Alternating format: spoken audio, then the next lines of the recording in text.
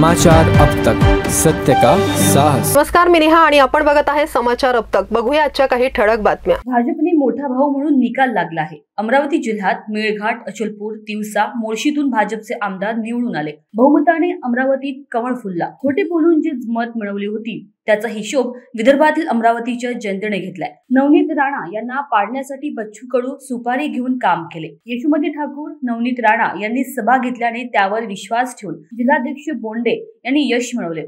लाडक्या बहीण 2100 दिले, पुढे 3000 होईल। लोकसभेत राहुल गांधी यांनी आरक्षण जाईल असं खोटं बोलून मत मिळवले। त्याचा बदला जनतेने घेतला आणि काँग्रेसलाच घरी बसवलं। स्वाभिमानी पक्षाचे नेते रवी राणा यांनी नागपुरात बोलताना आपल्या भावना व्यक्त केल्या। महायुतीच्या विरोधामध्ये महाविकास आघाडीने खटाखट 8,500 रुपये बँकेत टाकू, आठाने सुद्धा आले नाही। लाडक्या बहिणीचे 7,500 रुपये येऊन गेले।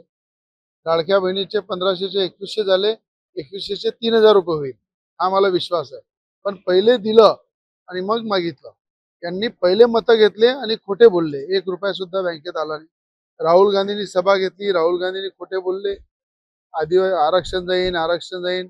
तो संविधान जब तक चांद रहेगा तब तक संविधान रहेगा। संविधानाला कोणी बदलू शकत नाही आणि संविधान हे आमच्या सगळ्यांच्या रक्तामध्ये आहे, आमच्या पूर्ण मनामध्ये संविधान आहे।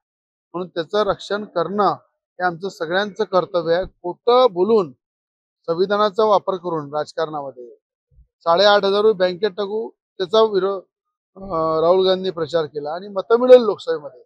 त्याचा पूर्ण बदला आज तुम्ही पाहिलं काँग्रेसची काय परिस्थिती आहे, काय हालत आहे, कशा प्रकारे काँग्रेसला घरी बसवलं हे जनता जनार्दननी पूर्ण दिलेलं आहे। मला असं वाटते महाराष्ट्रामध्ये नवीन मुख्यमंत्री हे खऱ्या अर्थानं देवेंद्र फडणवीस राहतील। देवेंद्र फडणवीसांना पूर्ण आमचा पाठिंबा आहे। आमच्या मनामध्ये आहे की देवेंद्र फडणवीस मुख्यमंत्री झाले आणि मोठ्या प्रमाणात भाजपच्या सीटा निवडून आल्या। देवेंद्र फडणवीसांचं नेतृत्व स्वीकारलेलं आहे, त्यामुळे ते सीएम बनतील असा माझा विश्वास। आणि खऱ्या अर्थानं अमरावती जिल्ह्यामध्ये जे यश मिळालं त्याच्याबद्दल आमचं खूपदा बोलणं झालं।